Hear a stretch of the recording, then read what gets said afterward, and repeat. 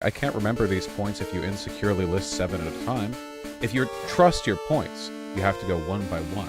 Because otherwise it makes me think you want to run away from them. I asked you specifically. You're already getting upset. And you're running. And it doesn't mean in this broader conflict I'm going to side with You're NATO. moving on. All right, we're pulling you back. Okay. Arming Eddie, you did it again. We ran off. I wasn't listening to the past couple of sentences. Harrison, you might notice that whole... Wait, are you... No, hold on. Are you reading off a script? I saw your pupils wander. Hello? Can you hear me? Yo, can you hear me? Yeah, I can hear you. What's up? Oh, pretty good. How about you? Oh, pretty all right. My name's Eddie Liger Smith. And then him. So yeah, what did you want to talk about this fine day? I think we had some disagreements over who provoked the current conflict in Ukraine. My position is that the war was provoked by NATO and Western aggression and the 2014 coup. And I think you would have some areas of disagreement there. It's kind of a concession on your part even to admit that, right? Because if one side provoked it, that means the other side started it, right? Like if you say one person provoked a fight, what that means is they said something or did something that led the other person then to start a fight. So even in your framing, you would have to acknowledge that it's a war started by Russia. Definitely. So definitely. Yeah, seems like a kind of an uphill start for you, given the whole Russia started the war thing. But if you say that it's a continuation of a previously existing conflict, I think I agree with that. I think that's a fair framing to say the war started in 2014. So then I would just go to say, well, you know, Russia started the conflict back in 2014 by annexing Crimea and providing soldiers and martial arms to separatist groups in the Donbass, which is a pretty literal example of a proxy war, considering the fact that Ukraine hadn't, you know, invaded Russia prior or prompted any instigatory secessionist action in Russia. It seems pretty difficult to argue Russia didn't start that too. I would say that the NATO project in Ukraine has always been to support ethno-nationalism, knowing that that's a way to provoke and attack Russia. And I mean, that was proven by Angela Merkel saying that hold your horses. You brought up hold your horses. Well, let me finish my point. You brought up like 4 points so far, so we got to go one at a time. No, right? I'm bringing up the point of Western interventionism in Ukraine. That are you starting to bring up a new point? You said that Russia was backing separatists in the Donbass region. That was in response to all of this aggression from the U.S., which Angela Merkel admitted in 2014. The U.S. never had any intentions to sign a peace agreement. Their whole goal was to build up military presence in Ukraine so that they could eventually launch an attack against Russia. Okay, Russia all right, well, hold it. Okay, listen, and got involved before the U.S. I'm excited to talk about this too, but my God, you know, I'm getting old. I'm nearly 30. I can't remember these points if you insecurely list 7 at a time. If you trust your points, you have to go one by one, because otherwise it makes me think you want to run away from them. Now, what's interesting to me is we were talking about provocation, and then you went on this whole jibber-jabber rant about ethno-nationalism and right. So, and the evidence of all of this framing established, we must acknowledge then what you're describing, if you get down to it, is kind of like a copy collection of excuses for Russia to start the war. Now, if you want, we can talk about the nature of these so-called provocations. I'm totally fine with that. But even in the framing you're presenting, I came here neutral, you know, but you're moving me over to the position that it must have been Russia who started the conflict. Otherwise, you wouldn't be framing all of these as provocations to justify them doing so. You would be talking about times... No, see, you don't understand. How are they not provocations when Angela Merkel literally admitted that the whole goal of what the U.S. and NATO were doing in Ukraine was to attack Russia? So you're still not understanding. It's okay. I can repeat that part. You keep talking about provocations. Every time you say they provoked this, they provoked that, what you're saying is they provoked Russia into starting the war, right? That's what provocation means. We're not talking about times Ukraine started the war. Because you're ignoring what I said. They provoked Russia to escalate the war in 2022. The war itself began in 2014 when the U.S. allowed a very anti-Russian government to come to power, when these U.S.-backed ethno-nationalist groups like Right Sector, when did the war begin? C-14, the Azov Battalion, escalated the Maidan protests into an actual violent overthrow of the government. That allowed for these neo-Nazi paramilitaries to gain a real foothold and begin shelling the homes of civilians in the Donbass. So, Ed, Jibber jabber. 14,000 people in total and 5,000 civilians in the Donbass specifically. It speaks to your lack of confidence in these points that you feel the need to run off with them. I asked you specifically. You're already getting upset. You have to continue interrupting me when I'm laying out what happened. Ed, listen, okay? There's laying out, all right? And then there's a 40-year land-making project, all right? You need to slow down. We'll get to all these points. It's okay. I'm happy to be talking to you, too. But you don't need to script read at me. I asked you specifically when you think the war began. So I'm saying that Russia started the war. You keep talking about provocations that led to Russia started the war. So we want to focus on where the war began. Yeah, I would say started in 2014, the war in the Donbass started. And I would say who started the war? I mean, it was a combination of the ethno-nationalist neo-Nazi forces in Ukraine, like Right Sector, the paramilitary arm of Right Sector, Azov Battalion, and C-14, who were being propped up, funded, and supported politically by the den of U.S. NGOs that existed in Ukraine for a long time. That started the war. The coup that allowed for ethno-nationalists and militias and right-wing paramilitary. You can answer without the addendum. Let me finish. But will you repeat it every time? Because I want to get through to this. We're going to take forever at this rate.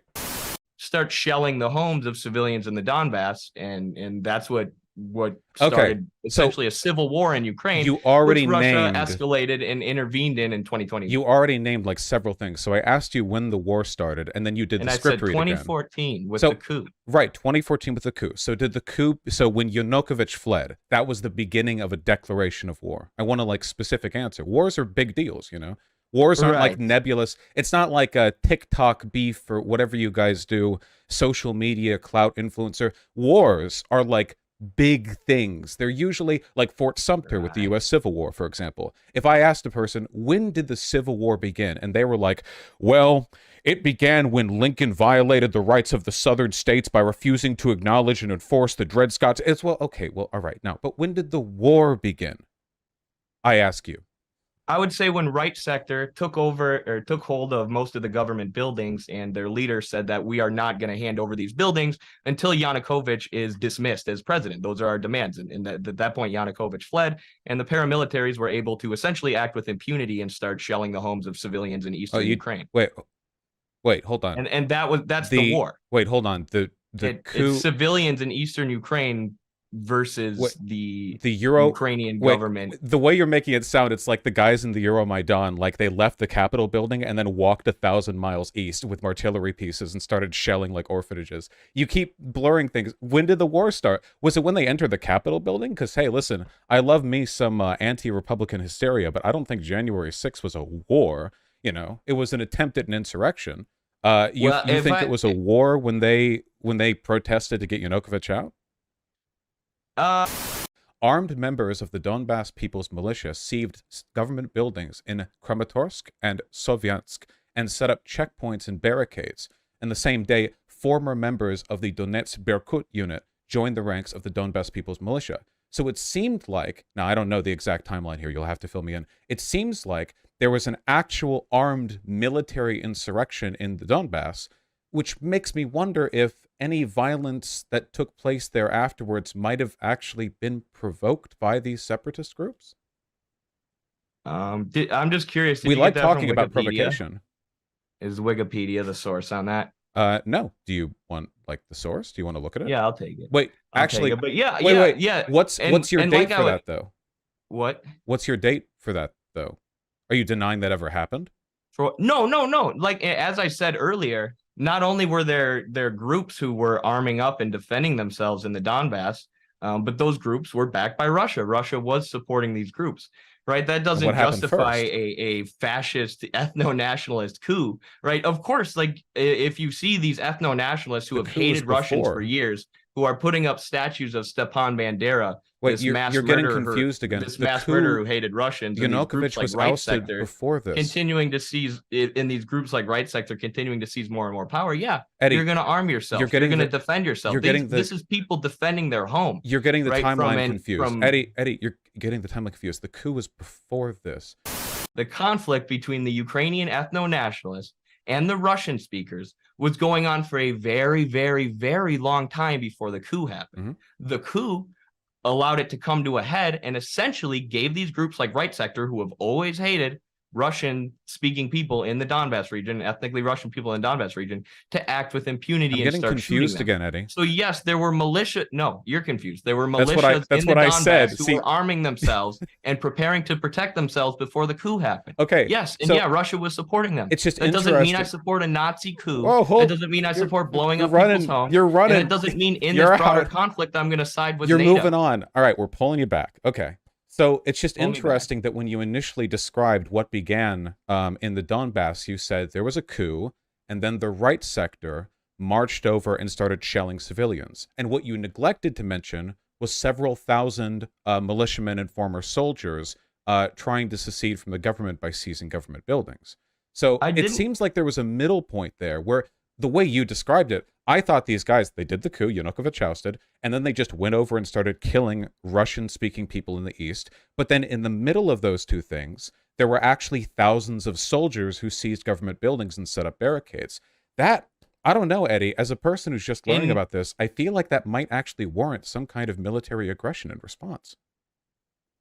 I mean, also these are also places that voted to become independent republics, so they're perfect. As I said, it's their own land where they've lived for years, so they're perfectly. That's not how countries work. They're perfectly right to, take to hold control of government buildings in that region, especially when it's obvious that Right Sector and these other groups are going to want to gain control of buildings in eastern Ukraine. That's not how countries work, dug Eddie. them their heels. And Are you also, familiar with the Civil War? You're lying and you're saying that I just said everything started with the coup. No, I've been very, very clear that this is a conflict that culminated in the coup, and that the people in the Donbass were preparing to have to defend themselves from the ethno-nationalists who had been a persistent problem in Ukraine. I mean, they knew that for years, right?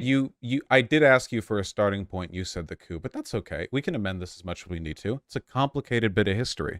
However, I'm sorry to say, we don't actually live in a communist utopia. Just because people in an area don't want to be part of a country doesn't actually mean that you can have thousands of soldiers seize local government positions. That's the kind of thing that does lead to military aggression. If you've paid attention to your history, against the Euromaidan. Hold on. I'm not done. Hold on. If you pay attention to your history class, there was a thing in the United States called the Civil War, where the South argued that they had the right to secede from the Union because they had different values and goals. They were wrong, apparently. History proved them wrong. This actually happens quite a lot, You can't have, like, Texas couldn't secede today. You would need a really strong moral argument for secession in order for there to be, I think, a reasonable discussion. Yeah, like civilians having their homes bombed by neo-Nazis. How's that for a strong moral argument? They formed the militia before the fighting started. Yes, but the neo-Nazis had been there long before, and they had been killing people long before. But you seem confused they on were the able timeline. to act with impunity and escalate it greatly. Again, you're being dumb on purpose. Wait, come on. I think we're both confused about the timeline now. So there was this fighting in the Donbass before because you didn't even mention the thousands of people in the Donbass militia. What else are you leaving out of this? What did the Right Sector do? I mentioned the people in the Donbass militia, and I even said they're backed by Russia. Thousands of soldiers rising up to seize government buildings, because as far as I can tell, that's the first violent thing that happened. Obviously, there's tons of violence in every country going back all throughout their history. Sometimes, I feel like you're trying to get caught up on streets. semantics here because you realize your broader argument puts you in support of NATO and NATO-backed. Wait. I haven't even made an argument. I'm just really interested in the timeline. We keep finding little bits that you leave out, but that's okay. We're both learning, right? I mean, you learned about the Civil War and that you can't actually secede. I haven't learned anything from this. You're just asking semantics debates, and I'm trying to explain that seems like really a personal complex problem, piece man. of history that led to the current conflict. I'm learning. So let's reestablish it. Okay, we'll track the timeline. Yeah. So Yanukovych is ousted, right? In the protests, Euromaidan, blah blah. And then thousands of soldiers in the east, the separatists, seize control of government buildings, set up barricades, blockades, so on and so forth.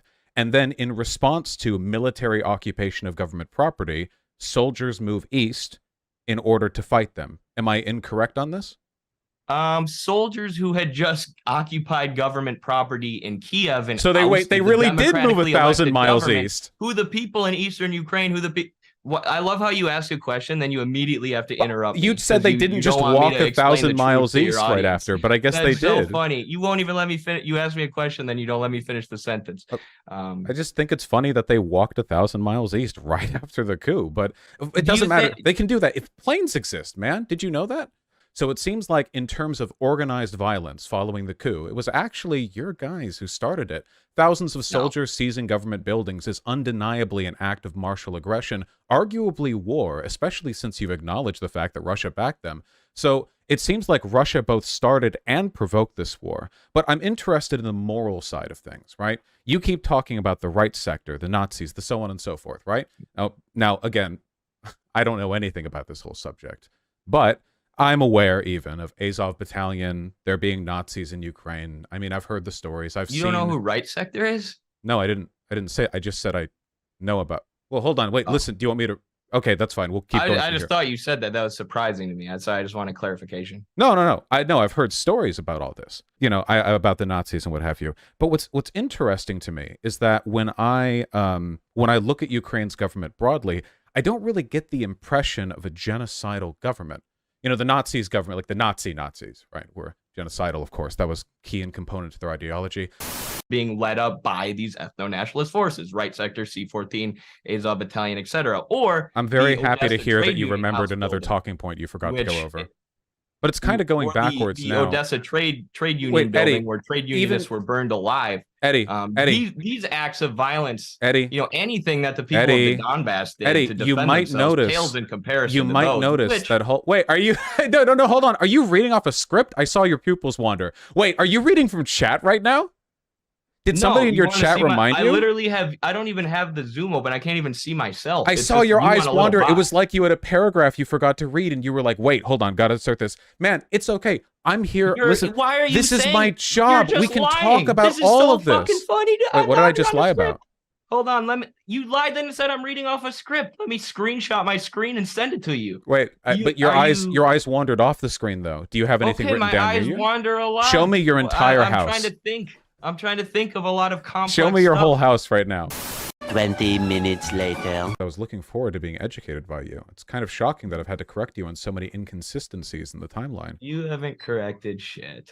Oh, well. The agreements that were reached, this was after right sector seized hold of the major government buildings in Kiev. The agreements that we have reached do not correspond to our aspirations. What is this? Right sector will not lay down arms. Right sector will not lift the blockade of a single administrative building until our main demand is met. The resignation of Yanukovych.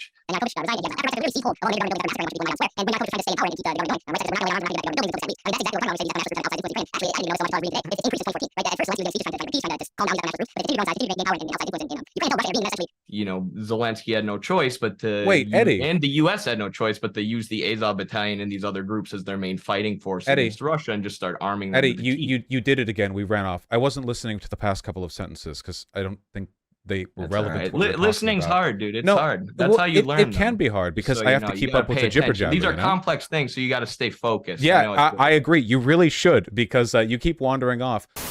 Wait, I'm so. You talked about this. That's not what I said.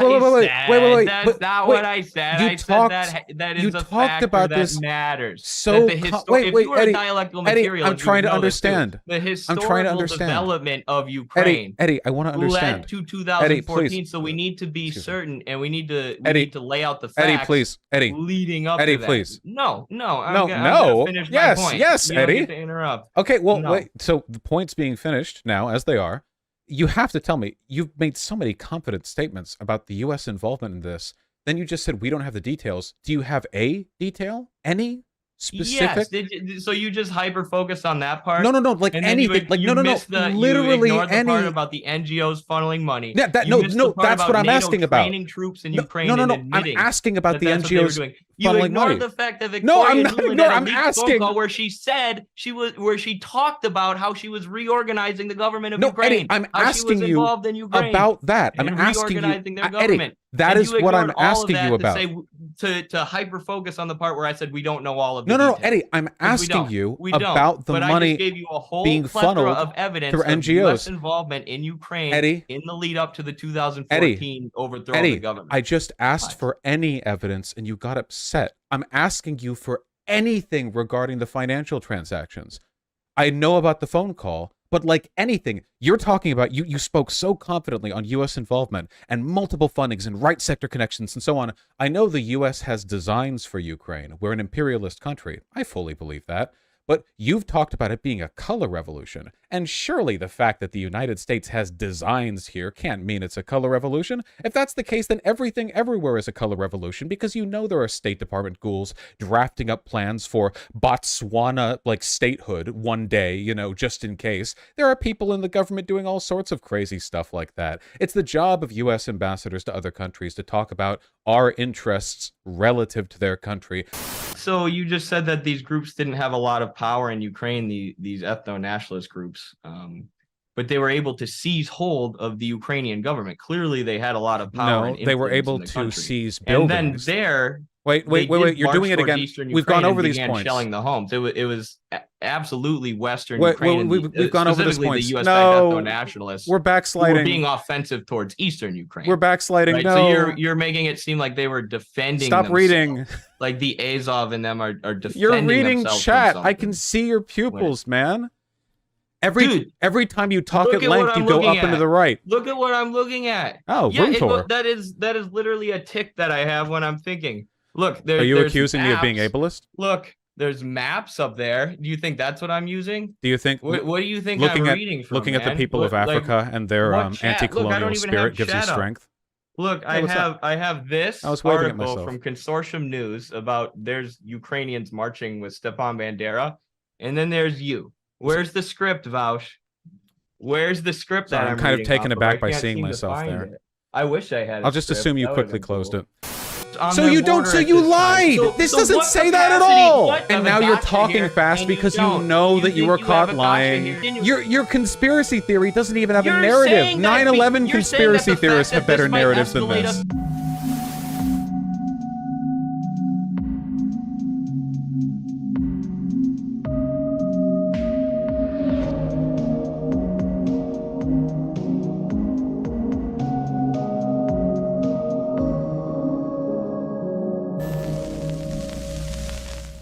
Vaush.